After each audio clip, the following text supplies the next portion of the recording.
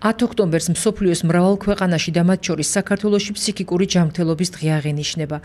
საქართველოს ფსიქიატრიულ დაწესებულებებში ოფიციალურად აღრიცხვაზე 70,000 ფსიქიკური აშლილობის მქონე ადამიანი აყვანილი და მათ შესახებ ინფორმაციები კონფიდენციალურია. ფსიქონარკოლოგიური კაბინეტები კი სხვა სამკურნალო დაწესებულებებისგან იზოლირებულია. თუმცა ზესტაფონში ვრცელდება ინფორმაცია, რომ ამ ტიპის დაწესებულებამ შესაძლოა ბავშვთა განყოფილების შენობაში დაიდოს ბინა. ჩვენ ამის გადამოწმებად ჯეო ჰოსპიტალსის ფსიქონარკოლოგიურ ცენტრში ვცადეთ. ჩვენი დაავადებები ყველა კონფიდენციალურია.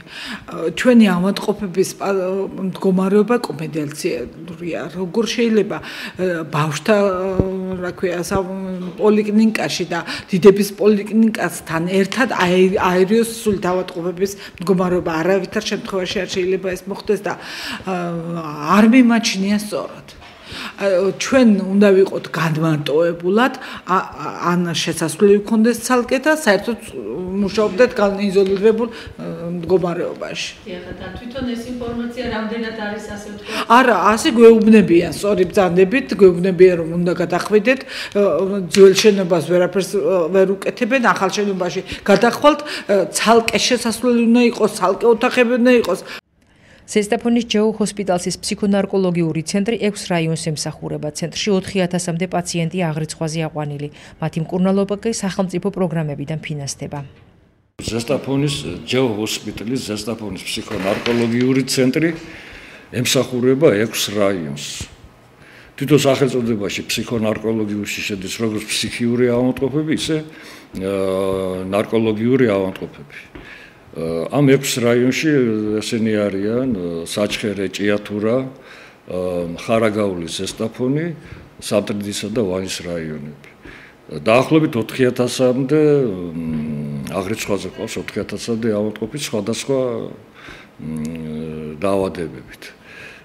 რაც შეეხება პირადად ზესტაფონს, აქედან 4,000-დან 800 ავადმყოფი არის ყოველთვიური მომხმარებელი ჩვენი მედიკამენტებისა და ეს პროგრამა ფსიქიკური ჯანმრთელობის შესახებ, რომელიც არის სახელმწიფო პროგრამა და უშუალოდ განკუთვნილია ფსიქიურად დაავადებული ავადმყოფებისათვის ყოველწლიურად სახელმწიფო ბიუჯეტიდან გამოიყოფა თანხა ჯანდაცვის სამინისტროსთვის და ჯანდაცვის სამინისტრო შემდეგ ადგენს აი პროგრამაში, ანუ ფსიქიურად ჯანმრთელობის პროგრამაში თუ რამდენი თანხა უნდა გამოიყოს როგორც მედიკამენტების სამკურნალოდ, ისე ამბულატორიული მომსახურებებისათვის ავადმყოფების სამკურნალოდ. ფსიქონარკოლოგიურ ცენტრში მიღებული ინფორმაციით ზესტაფონში ძირითადად შიზოფრენიითა და გონებრივი ჩამორჩენილობით დაავადებულთა სტატისტიკას ჭარბობს. რაიონის მაგალითით ყველაზე გავრცელებული არის შიზოფრენია და თან არ მიყვება, მაგრამ ყოველ შემთხვევაში არანაკლებია გონებრივი ჩამორჩენილობა. სხვადასხვა დაავადებები, სხვადასხვა დროს, სხვადასხვანაირად გამოვლინდება.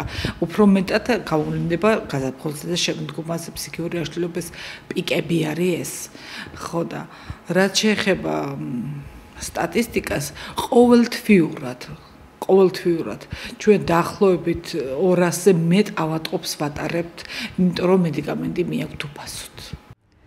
როგორც სპეციალისტები აღნიშნავენ, საქართველოში დაფიქსირებული სტატისტიკა 70,000-ს ბევრად აჭარბებს. ზუსტი აღრიცხვა კი იმის გამო ვერ ხერხდება, რომ პაციენტთა უმრავლესობა არ მიმართავს ფსიქიატრიულ დაწესებულებებს.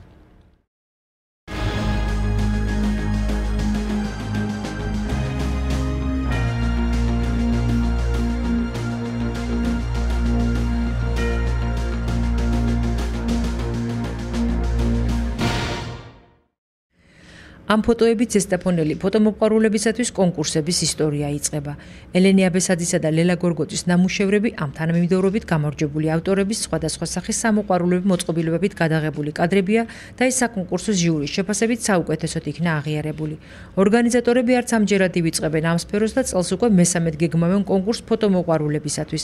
საკონკურსო დებულება უკვე შემუშავებულია და ინიციატორები მონაწილეთა მრავალრიცხოვანების მოლოდინში არიან. ფოტოკონკურსებზე დაგვირებით ჩვენ შემოვჩნიეთ, რომ საკმაოდ ბევრი არის ამ ფოტოკონკურსებში მონაწილეობის სურვილი, ბევრია დაინტერესებული და სხვადასხვა შორის ამ ფოტოკონკურსის დაარსებობაც გაზარდა დაინტერესებული ფოტომოყვარულების რაოდენობა.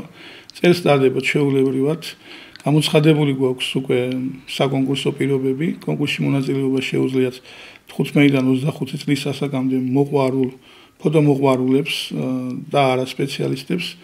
იმიტომ რომ ჩვენ გვინდა რაც შეიძლება მეტი მოყვარული დაინტერესდეს სპეციალისტი ფოტოხელოვნებაში, არც მაინც და მაინც ბევრი გვყავს მუნიციპალიტეტში.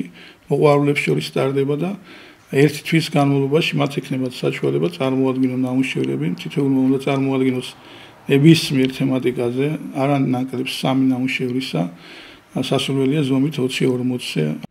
ყველაზე საუკეთესო შთამბეჭდავი შინაარსის შემცველი ფოტოს ავტორი, რომელიც ჟიურის შეფასებით ასევე ყველაზე მაღალქოლიანი იქნება, გამარჯვებულად გამოცხადება და საჩუქრად ფოტოაპარატს მიიღებს. მეორე ადგილზე გასული ნამუშევრის ავტორს მობილურ ტელეფონს გადასცემენ.